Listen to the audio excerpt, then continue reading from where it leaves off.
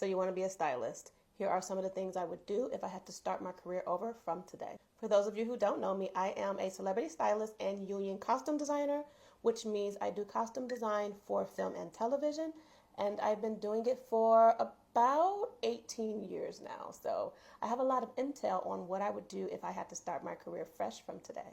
Make sure to save this video and take notes. It's going to be a lot of information. First, you need to decide what type of stylist you want to be. Do you want to be a celebrity stylist? That is someone who styles and dresses celebrities for red carpets, events, and even in their personal life.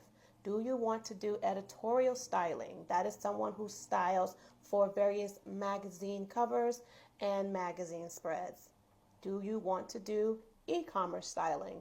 That is someone who is styling the looks on your favorite website. Or do you want to be a personal stylist? That is someone who's going to style men or women, whether they are executives, they are, husbands or wives, a lot of people with busy schedules, or even people who just kind of don't know how to dress themselves, they will hire a personal stylist. So you need to narrow this down first before you move to the next steps. For the sake of this video, we're going to focus on celebrity styling since that's what I do. So let's say you decide, I want to become a celebrity stylist. Okay, great. What type of clients do you want to attract? This is very important, and if you don't think of this and figure this out before you start your career, you could end up in a cycle of clients that you don't want. I'll give you an example using a hairstylist. Let's just say you are really good at a wig and laying the wig, putting it on, and that's your specialty and that's what you love to do. And someone contacts you for box braids. And you know how to do box braids, and let's just say you need the money, because that's usually how you kind of fall into this little trap. You need the money, a client will contact you, so you will say yes, because bills have to be paid. So you take the client for the box braids, they turn out amazing. And now you get another referral, and next thing you know, you are kind of stuck doing box braids, and you're not really doing the wigs that you really prefer and you love to do. So why is this important with celebrity styling? Let's say you would prefer to style only men, but you style a lot of women because, again, you have to pay the bills. You're going to get stuck styling women. If you notice, most stylists have a niche. You either style actors and musicians, that is a niche. Models can weave into actors and musicians, but some people only style models. That is a niche.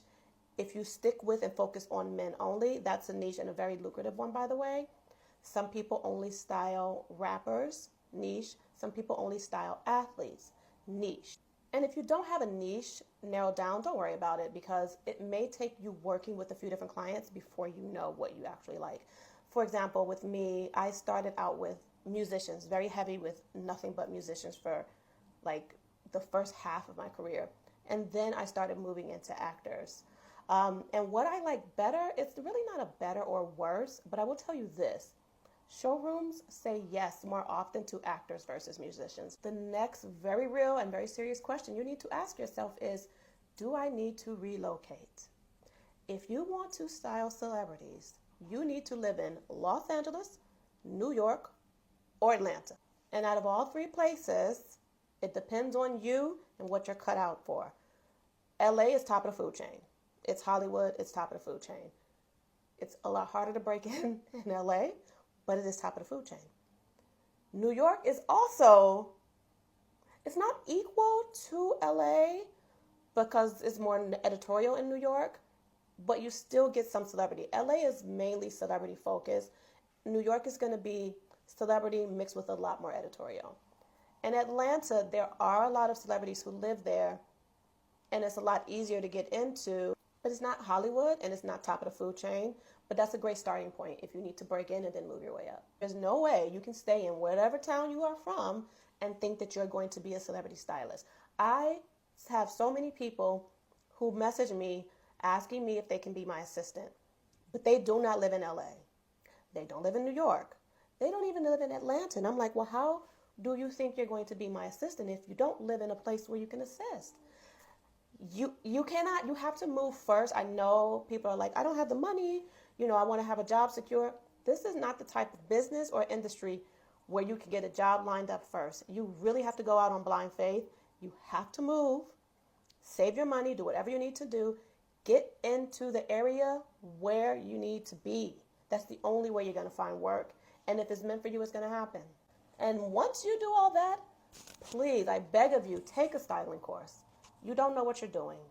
Unless you have the privilege to have worked under an assistant already or some type of access, take a styling course. There are plenty online. I have one. It's called Celebrity Style Academy. You can get it from the link in my bio. You don't have to take mine. Just take somebody's. Take someone who's a stylist. Don't take some styling course from people who are just like pulling off like templates from online and like putting it together. Take it from a reputable source, someone who knows the business, who can teach you something. You need to have some sort of understanding for this business before you just jump in head first. And taking that styling course leads us to the next part. Become the best assistant. You have to be the best assistant you could ever be before you can be a good stylist. You have to know, you know how they say CEOs, the best CEOs, know how to work from the mailroom to the top floor to the C-suite? That's how it is with being a good stylist. You have to know how every single part of this business works before you can do it well. Now, this part is controversial because most people are like, blah, blah, blah. Y'all want to bark back on this. But clean up your social media. Clean it up. No one cares that you and your boyfriend went out to dinner last week. No one cares. No one cares. If you want to work in the styling business and you are not established yet, your IG page, your social media page needs to be nothing but fashion and styling. And that is it. No one needs to see your drunk brunch with your friends. No one needs to see your lifestyle. No one cares about your lifestyle. I'm not trying to be mean. I am being brutally honest. No one wants to go on your page and see goofiness and foolishness on your page. Like, they need to know you can be professional. I'm going to tell you guys this. When someone asks to be my assistant, the first thing I do is go to their IG page. That's the first thing I do. And if I see any tomfoolery on that page, it's a hard no for me. There's no coming back from that because you have to be somebody that I can bring around celebrities. I can bring in certain rooms. You have to present yourself a particular way. And if you cannot do that, you cannot work for me or anybody else. So wipe it clean. And after you wipe it clean, do as many test shoots as possible and post your work. You need to have pictures on your page of you dressing other people, not yourself. See, here's the misconception about being a stylist.